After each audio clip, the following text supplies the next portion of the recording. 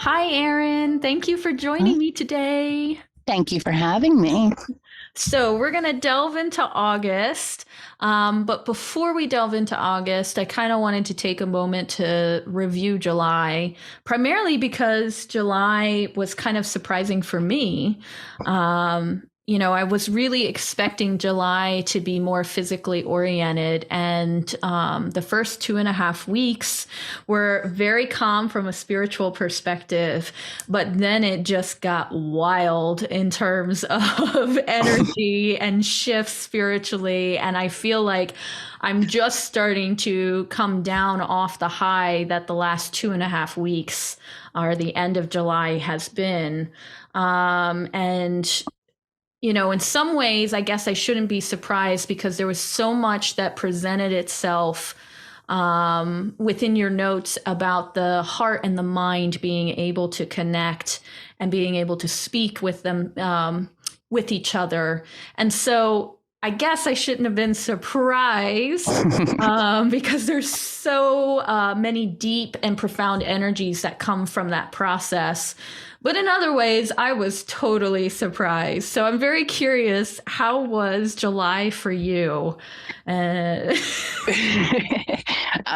July was certainly a whirlwind. I'm I feel like it was the fastest month I agree with on that. record. Yeah. Um, July 4th seems like it was a year away in Yeah. terms of everything that happened, but I also feel like it was just July 4th. It's a very odd feeling. Yeah. And some of that can be like just, everything that shifted and happened, but also some of it can be some of that higher level energy that came in the last 2.5 weeks. Hmm. Um, what is time to the spiritual? Right. Nothing. Exactly. All right. So we are recording this on our first full moon, August 1st. And this is our full moon in Aquarius. And in your notes, one of the things that you mentioned is this might be a good point to be with like minded individuals, your community, your clan. And what I was curious about is, do you see this as being just a temporary spot for this month, or is this something that's going to become more and more apparent as we move through the month, or even the months ahead, where you're looking for those like minded people or that community? So um, I think the answer to your question is both. I think that because of this full moon, because it's in Aquarius, it's going to shed a light on what we feel as our community. And so if we're not with people currently that are, the like-minded individuals that we're really looking for in our next journey, I think that we're going to really start to put some emphasis on finding those people. But I also think that as in a larger time frame, this is going to be a focus of a lot of people, especially once, as Pluto's kind of doing its dance back and forth with leaving Capricorn completely and entering Aquarius fully. I think we're going to notice that in the next couple of years. And then from here, we kind of move into August 4th. And I did want to mention August 4th because in your notes, you have that it's going to be emotional shakeups and wake ups.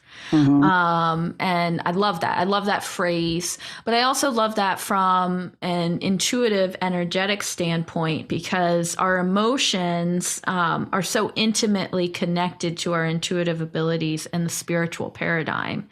But they can also be very complex and difficult in the physical. And we want those emotions to be validated, but not necessarily rule our actions. And yet, it's everything in the intuitive and spiritual. So I love this small window and how you phrased it because emotions truly can cause wake ups and shake ups. And I have a little bit more written on the website about that. So anyone who's interested, they can go to the website TriLia Online to look at it some more. But there's a couple spots in your notes where I just loved how you phrased certain things. And that was one of them that I was all about.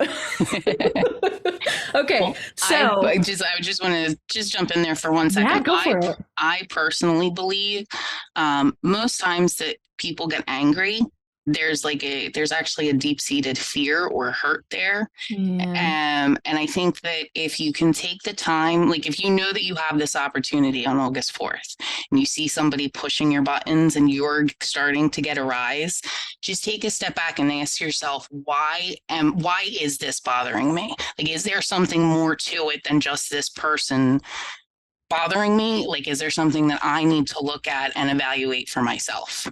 Yeah. And I totally love that. But that's also you starting the spiritual journey without realizing it. But that's what it's all about, right? Is learning what's happening on the inside with how you're responding to the external. And I totally agree with that. And sometimes if we can have that moment, like you said, where we take a step back, it can repair and heal a lot of relationships versus going the other. I love that, Erin. Mm-hmm. Thanks. Okay. Thank you for adding that. Okay. So on August 9th, we see another moment of possibility of embellished information. And again, I have to ask you, do you think this is on a personal level or a larger scale? And this is only because, we're seeing it so much everywhere that we go, and in every circle that we're functioning in, this need to discern the facts and the truth within all the excess information. So I'd love to know your take on that. Well, I think that a lot of this is both on an external and an internal landscape.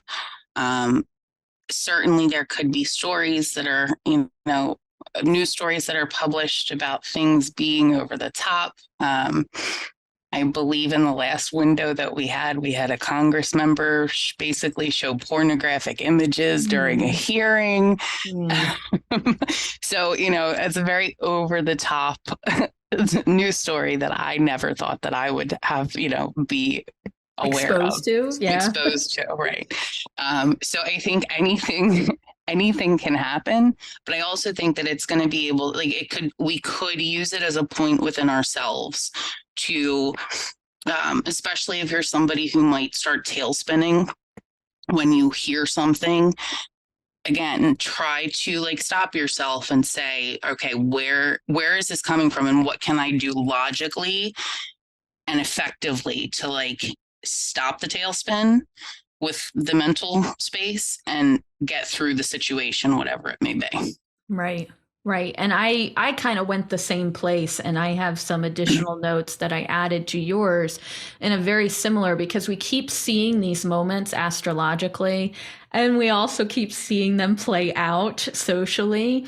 And so I was kind of approaching it as this can be, if we choose it, to be an opportunity to kind of get a hold of what's happening inner, so that we know how to function, or what the best pathway is to function in our outer systems that are presenting. Absolutely. Right. Okay. So then we're moving right through the month, and we go into August 12th and the 21st. And this is a huge window. But it's also a positive window. You have that things could come together. There could be the possibility of impulse decisions that are beneficial. So in some ways, seeing this huge window is awesome, and I'm very happy about. But then there's a part of me ooh, what's in store to have this big of a window? So I'm curious what your take is on this, but also, why is there a nice big window like that? Because we don't normally see that. No, so that has to do with basically the sun and Jupiter, because the sun is going to be in the middle to end degrees of Leo at that point. And so it'll be a kind of like a build up, a gradual build up, and then a slow release. when I think that when we see something like this, it'll happen, once or twice a year. But it's a time where we can kind of get things together, where we can wrap things up. But again, anything that we initiate or anything that may have been like a roadblock before may suddenly just like floodgates are open and all systems go. I think that it can be as well. It's not only going to be for something that's been planned for and, phases have been figured out, but I think it could also happen for things that are impulsive decisions as well. Like, I'm going to go on a road trip, and then like it's the best road trip ever, and it's given you so many different opportunities that you never would have had otherwise. So I think it's going to just be one of those times where a lot of people are going to feel like the universe is giving them the green light. Mm-hmm. Okay. And especially, I will say, especially I think this will be more if you are a Leo, or, because again, the sun is going to be going over there you go.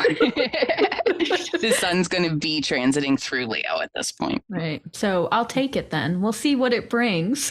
There you go. So on August 13th, you have another brilliant phrasing, and I'm probably it's a technical term, but I thought it was so poetic the way it was written. But it also made me really wonder if some of what you're mentioning on the 13th is also reminiscent of what's happening on a bigger scale in terms of the spiritual. So I'd like to talk about this. You have specifically written that Venus will no longer be an evening star, but a morning star. Mm-hmm. And I want to know about this phrase. I want to know what that means, and also your take on that.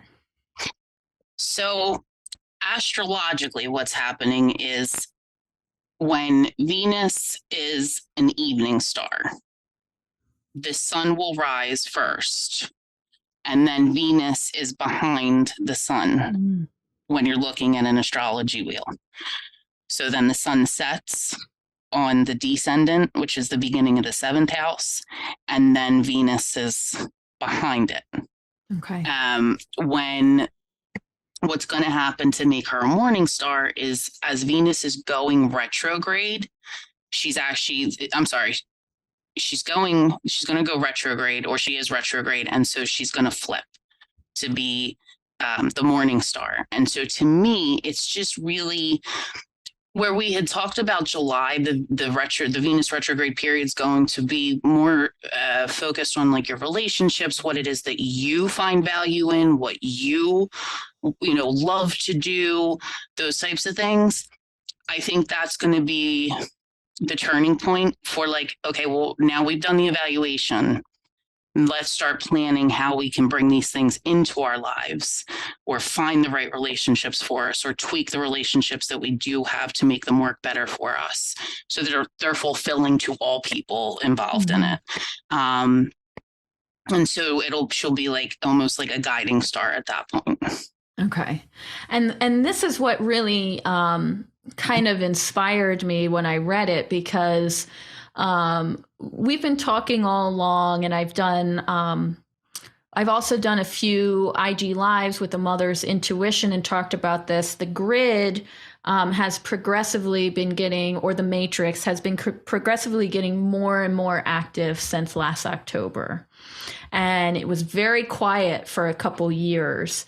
It had flow, but it was quiet. And so as the grid has become more active, those with intuitive abilities and psychic abilities and healing and light work to do, they've been becoming more active as well, and able to tune in to those bigger collective energies.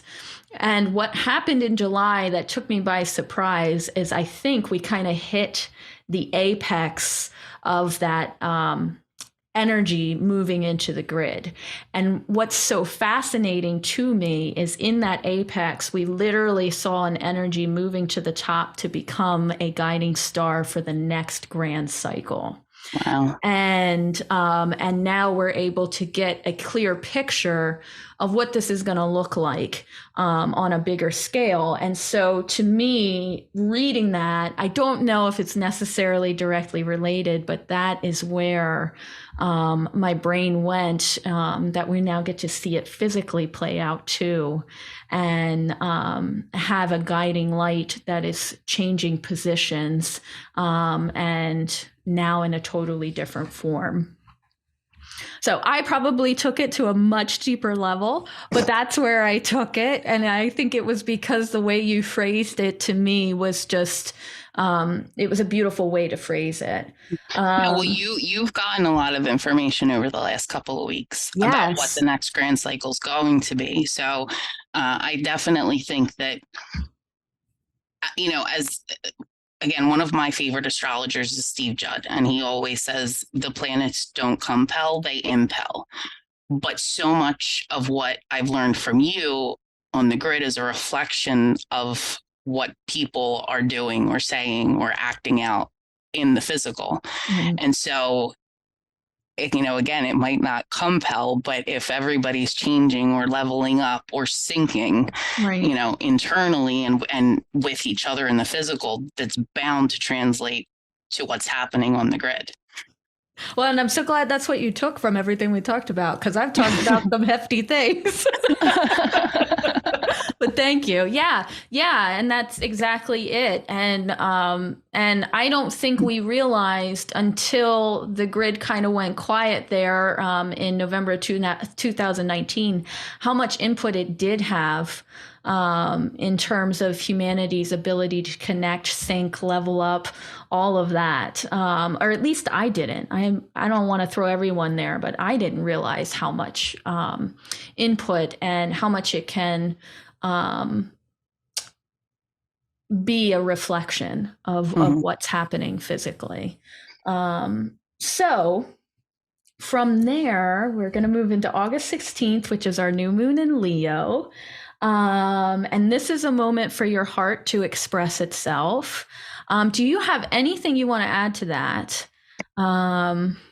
Anything you want to share? Because we got 2 full moons to talk about.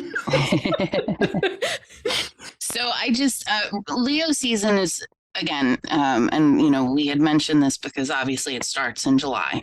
But Leo season really always is about finding what sets your heart alight. Finding your creativity, finding what's your joy. And people can find that in so many different things. But I think that society today sometimes is not structured to allow that exploration. And so even if it's just a little bit, try to find what sets your soul on fire right now, because take the opportunity. It doesn't come around a lot, obviously if it's Leo season only once a year. But you know what I mean? Like, try to use the time wisely so that you can carry yourself through other points in time, which may not be as good of an opportunity. So I love that. I love that. So then you have August 23rd as the beginning of Mercury retrograde. But this is also another moment of possible reflection. And it kind of took me back to August 9th when we were discussing, okay, there may be embellished information and there may be things hitting our system, but this is a point where you can do something with it. So it's kind of interesting to me, anyways, to have that take with Mercury retrograde, because we've talked about this before, how people typically respond to Mercury retrograde and different retrogrades is not necessarily from that perspective. So is there anything you would like to add to that? Well, so first I think that, if you are a Virgo or have any personal planets in Virgo, this Mercury retrograde might impact you more than some other ones, because Mercury's in one of its home signs and it's going backwards, and you're also being ruled like by that sign and, backwards Mercury at that point in time. If, however, you're somebody who has Mercury retrograde in your natal chart, this may be like a great time for you. So, but I think the other thing to note here is that the period that we're going through right now, where it's a lot of introspection, retrospection, is not just because of Mercury. Like, it's not going to be just because of Mercury retrograde, but by the end of August, Mercury, Venus, Mars, Saturn, Uranus, Neptune, and Pluto will all be retrograde. And then by the beginning of September, Jupiter is going to start to go retrograde too. So everything really but Mars, like planet wise, is going to be moving backwards in the beginning of September. And I think that it happens, it happened last year where there was like an overlap of a couple of weeks where everything was going retrograde except for like 2 planets. So it does happen. But I think that if we can just, again, really take the time, things are going to feel, I think, like they're slowing down, that like there's might not be a lot of movement. But like look and reflect on what has happened, how you can change things, what it is that you want to change, how you want to get better or be better for yourself or those around you. And then when things start moving forward again, then put those plans into action.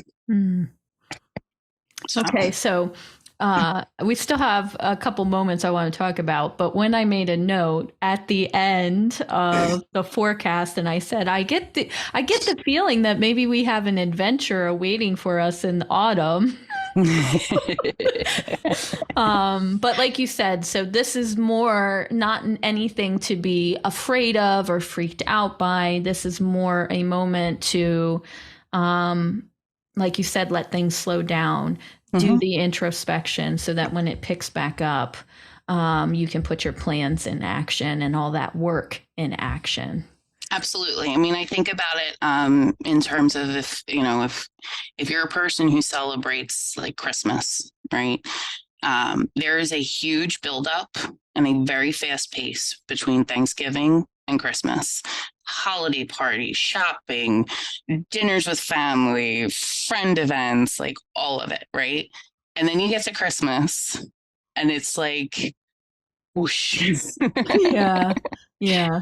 And I think that that's like, this is kind of like a summer release almost. So I think take the opportunity while it's like not, winter's not coming, you're still going to have some good weather, but like take the time to enjoy it and really like check in with yourself, check in with those around you, see what it is that you want to start putting into motion in the next couple of months as things start moving forward again. Okay. And then before we get to our second full moon, I wanted to ask your insights on August 27th. You have Mars enters Libra, and you have notated that this may bring forward a focus on relationships. And I just wanted to ask, is this an emphasis on romantic relationships or just relationships in general? I think it's going to be just relationships in general. Libra is the sign of partnerships, and now that the South Node is in Libra, and then Mars, which rules Aries, is going to be in Libra. Mars is going to be basically in detriment, like it's not happy to be in its opposite sign. So there might be, I don't want to say conflict, but maybe consternation within your relationships. And so, again, if you can try to figure out if there's any over the top emotions or actions, and it's something that's hurtful or upsetting, figure out where that's actually coming from. Because a lot of times it's not just from a place of this person's being mean because they're just a mean person. Right. Sometimes it's their hurt and your hurt, and then both of those together make a situation or conversation that goes a lot different than anyone intended in the beginning. Yeah. So. Okay. And then we can move to our last full moon. And I got to ask, is it normal to have 2 full moons in 1 month? But also, you have notated this is going to be a blue moon. So I would love to hear more about our second full moon. Okay, so by August 30th, the sun will have moved into Virgo. So the second full moon of August is going to be in Pisces. A blue moon is where you have 2 full moons in any calendar month. So because we have one on August 1st, and then the moon cycle is 29 and a half days, we're going to get one on the 30th. It only happens maybe once every 2.5 to 3 years. Okay. Like the month, because it's based on a calendar month, the month of February will never have a blue moon because there's only 28 days max in it. Or I'm sorry, 29 days on a leap year. So it's not uncommon, but it doesn't happen every year, and it doesn't happen every month. So the one thing about this full moon, which is a little special, is that it is going to be a super blue full moon. So the moon is actually going, I don't know if you've noticed it in the last, since the last full moon, or actually with this full moon today, the moon has looked bigger. It's closer to Earth right now. And so, you'll notice it tonight with the full moon, which is actually, by the time tonight rolls around, going to start to go into its waning phase. And then August 30th, it'll also look really big because it's going to be close. So it might be a special time. Okay. And I thank you for sharing about the blue moon. I had no idea that's why it was called a blue moon. And I did have a client last night send me a picture of the moon. She's a nurse, and she sent me a picture of the moon, and all it said was "uh-oh" because it was so big. Yes. And she works nights, so that's why she was saying "uh-oh." Yeah, so I have noticed that. So thank you for sharing that. Is there anything else that you would like to add about the month of August or the month of Leo? I would just say, I think that there's a lot of moments in August that that can lead people to knowing themselves better as we move into autumn, knowing where it is, what direction they want their life to go in, what direction they want their friendships and relationships to go in. So use the opportunities, but again, do some introspection for, maybe what your triggers would be, and what might really in the long run hold you back from accomplishing the things that you use this time period to say you want to achieve. Yeah, beautifully said. So on the website, TriLiaOnline.com, under the monthly forecasts, I do have a couple questions you can ask yourself and a couple highlights of moments where you can do some of that introspection. Thank you to everyone that listened today. Like and subscribe. Check out the website. I'll have it linked below. And Erin, thank you so much for being with us today and sharing your wisdom. Thank you for having me.